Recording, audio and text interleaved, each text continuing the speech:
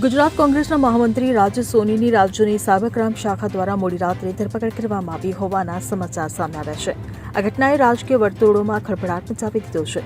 પ્રાથમિક માહિતી અનુસાર રાજેશ સોનીની ધરપકડ વર્ષ 2024માં સોશિયલ મીડિયા પર કરવામાં આવેલી એક પોસ્ટને લઈને કરવામાં આવી છે.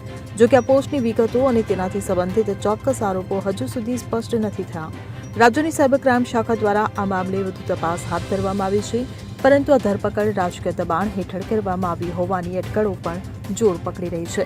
કોંગ્રેસના નેતા હેમાંગ રાવલે સોશિયલ મીડિયા પર પોસ્ટ કરીને આ ધરપકડની જાણકારી આપી હતી. તેમજ ગુજરાત કોંગ્રેસે પણ આ અંગે ટ્વીટ કર્યું છે, જે બાદ આ મામલો વધુ ચર્ચામાં આવ્યો છે.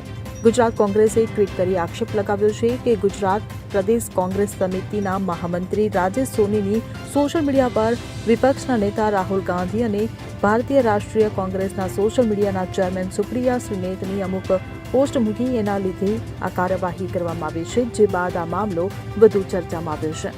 Bureau report CN24 news. હવે જુઓ દેશ દુનિયાની તમામ ખબરો તમારી આંગળીના ટેરવે.